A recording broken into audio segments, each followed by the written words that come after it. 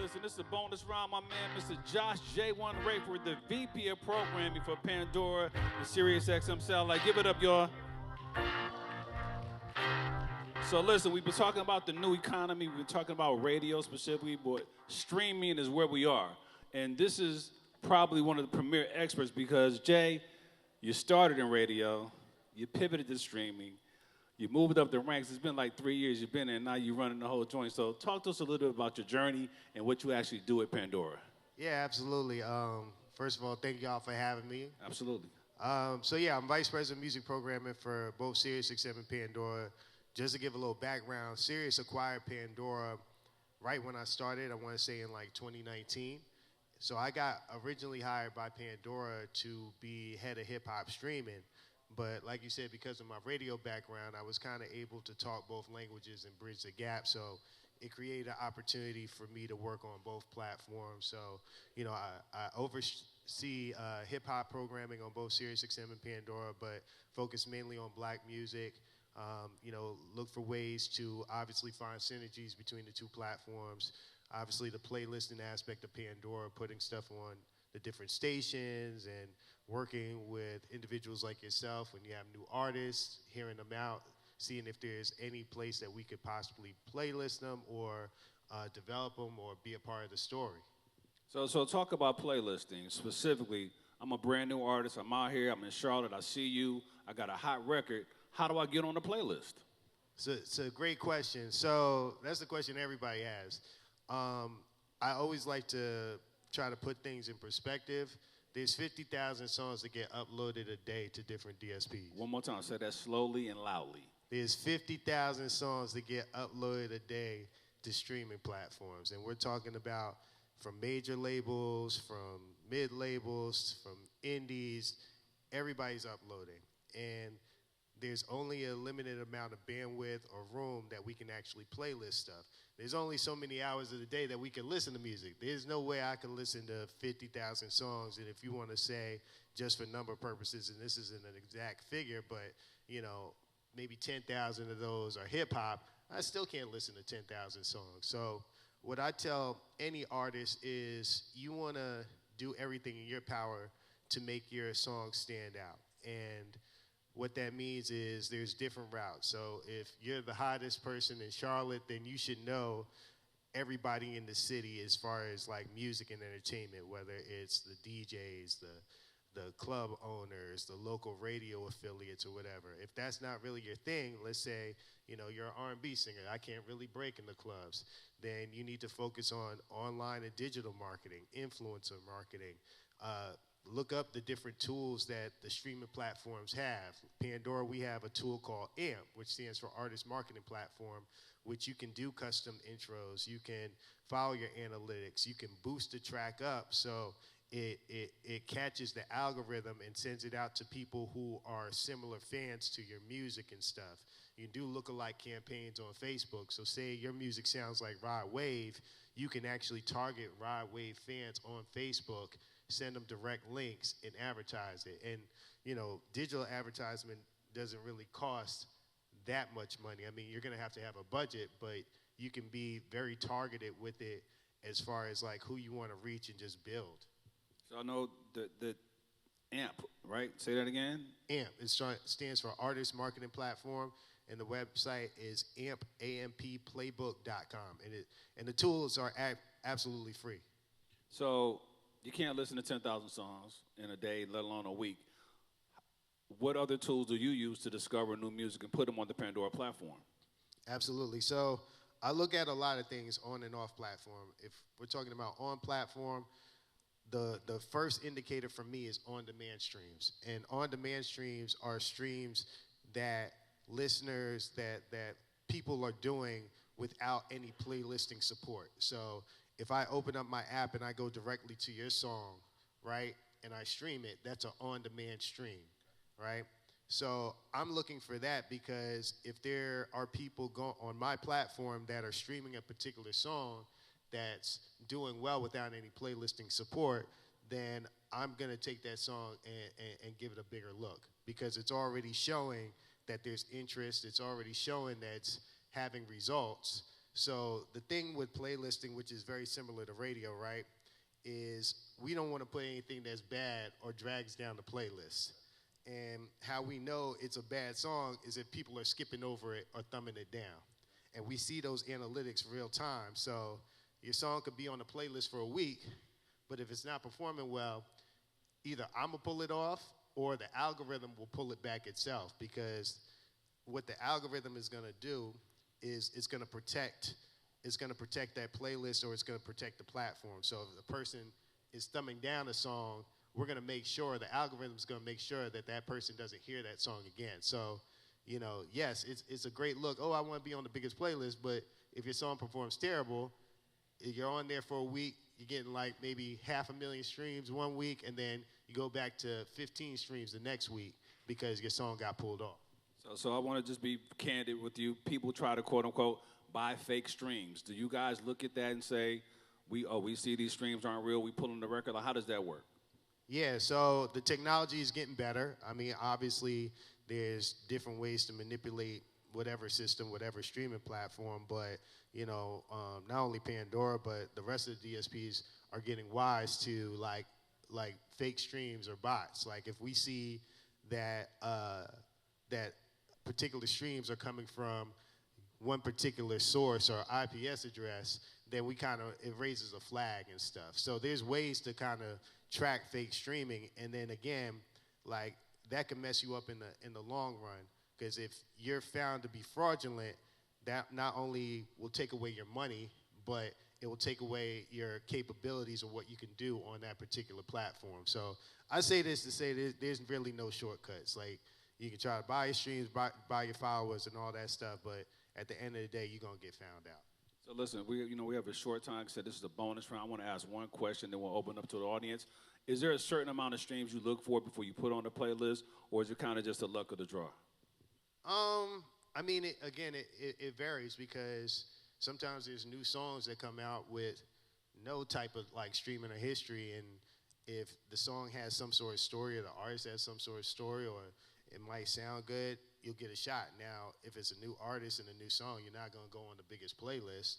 You might start out on some of the smaller ones, or the ones that are meant for newer indie artists. But even then, it's like we only have a limited amount of room for those, So, it really just depends. Like, we look internally, we look at Shazams, we look at other DSP platforms, we look and see if there's anything going on TikTok or any of the other social media platforms, or the blogs talking about you and stuff. So it's a lot of pieces to the pie that have to be filled.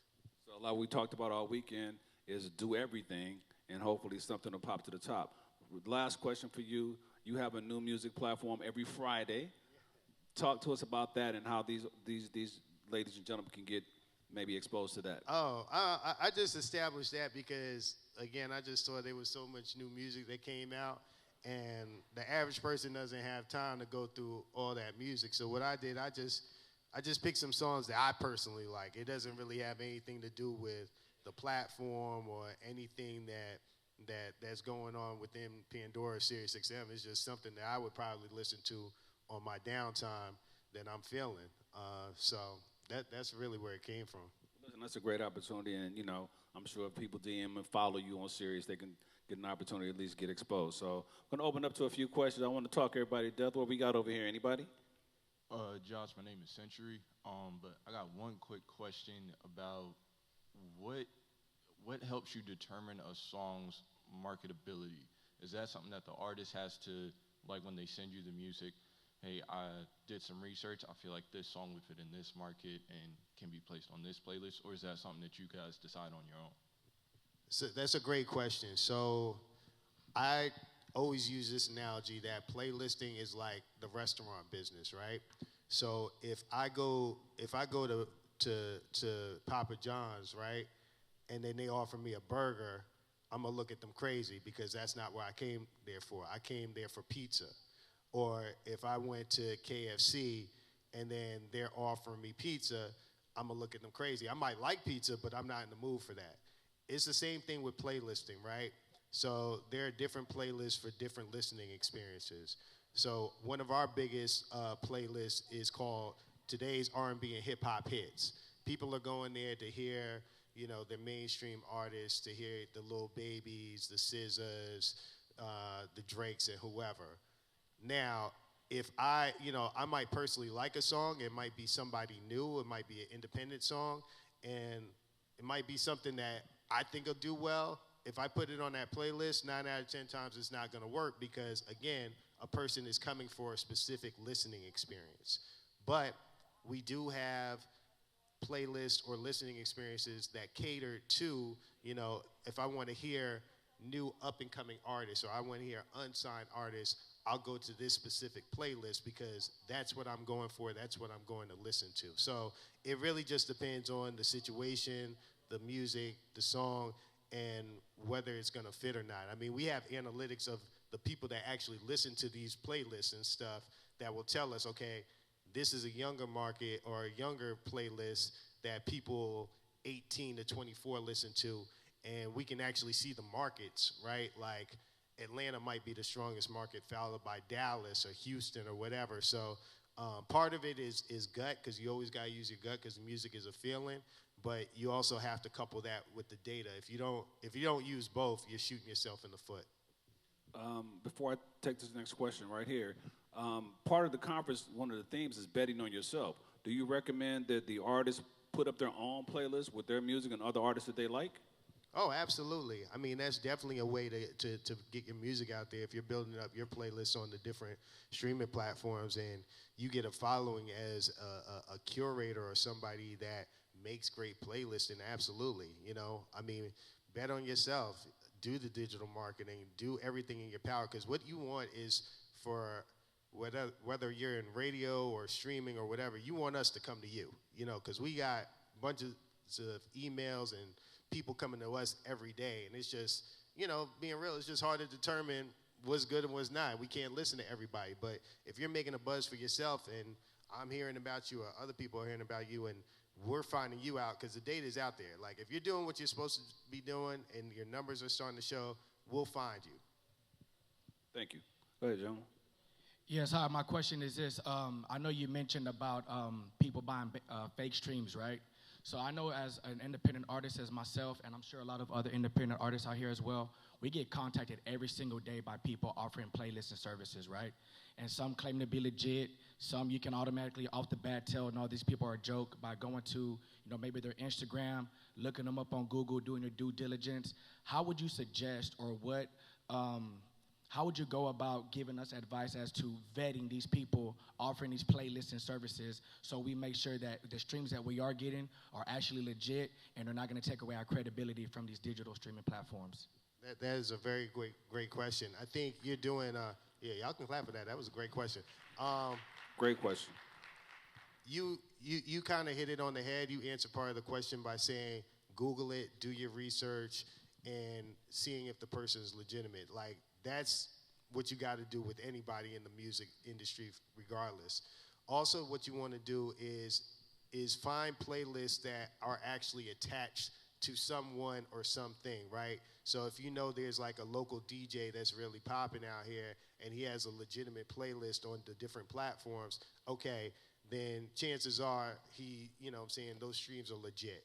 Or if it's like a blogging site, whether it's Say Cheese or Talk to Pops, because they have playlists themselves, that it's attached to some sort of like entity or company. If it's just Joe Schmo, I got this company, I can get you 1 million streams tomorrow, then you kind of have to look at it like, it's a little too good to be true. If they saying, well, give us $250 and we'll have you up to 1 million streams by next week, chances are it's some BS. Thank you, Jay. We got 2 questions and then we're going to be out of here. Over to the left. One more. How's it going? My name is Pat X. I'm an artist. I just wanted to get a little bit of insight. Whenever you are digitally marketing a song, whether that be Facebook ads or Google ads, would you recommend promoting it over a long period of time versus just blitzing it for maybe like 3 months versus running a smaller ad campaign over the course of a year? Which one's better for algorithm or metrics? That's a great question. I think it just depends on your music and whatnot and like what you're trying to accomplish and how much content you have. I always advise artists, because artists say, oh, I got an EP dropping, it's going to be 12 or 15 songs. And I say, for what? Why are you dropping all that music? What are you going to do after that, right? So instead of taking those 12 and 15 songs and putting it on one project, spread it out where you're dropping a song every month. Because as a developing artist, you might not know who your audience quite is yet. You might think this is my sound or this is my style, and then something else catches that you least expected. You've been doing it long enough. The song, sometimes it'd be the song that we least expected, that we wasn't even thinking about. That's the one that catches, and that's the one that people are feeling. So right. I say, you know, whatever your regimen is, be consistent, because content is king. And if you're going to take 6 months off, that's 6 months that people are getting flooded, or the algorithm is pushing out something else, or we're looking at something else. So, you know, as an independent artist or an up-and-coming artist, is say, okay, I'm going to release something every month or every other month. Stick to that regimen, because the moment you start saying, oh, I'm going to take 3 months out, and then, oh, I'm going to do something every week, you know, your fan, people are creatures of habit, so they don't have anything to look forward to. It's too random and stuff. Even the bigger artists, the megastars who used to be like, oh, I'm going to drop a surprise release, nobody's doing that anymore, because you gotta give people the heads up. People gotta be ready for your stuff to drop, and there's a lot of other music out there, a lot of other noise. So you want to capture that attention. Like even your Drakes and Beyoncés, they're not dropping those surprise albums anymore, because again, it's people have a limited attention span, and you have to give yourself time for people to know where to find your music. Train your audience of where to find you. This last question right here, young lady. Is that a young lady? There you go. Hey, how's everybody doing? My name's Mary. I'm from Columbia, South Carolina. Before I ask my question to the artist, I am a dance choreographer as well. So if you are looking for more advertisement for your song, I create choreography. Come and talk to me. You know, I'm all about supporting other artists as well. Dope. Thank you. My question is, as a new aspiring artist, I'm trying to find my audience. I don't know my audience. So what would you say is the best steps of finding my audience? That's another great question. You know, there's a couple of ways you can do that, right? It goes back to this gentleman's question as far as like dropping different singles and figuring out, okay, who's gravitating towards what. That's one way. Or, you know, going back to that Facebook lookalike campaign, if you feel like your music is similar to such and such, you can target that audience. Also using the different DSP tools, right? So like you can see on different streaming platforms where your song is getting placed. If it's like particular artists that you're similar to, the algorithm will kind of tell you that and say, okay, these are the artists that your song is getting played on their stations or are going out to their fans. And if you see that, you can actually go and say, okay, I'm going to go ahead and target those artist fans and seek that audience, because that seems to be who my music is gravitating to. So again, it's no like set way. You can go about it a couple of ways, but I think that's very important. Once you find your audience, you want to engage with them and grow them, and you know, get an email list, get a website, all that stuff that people don't really think about. It's important.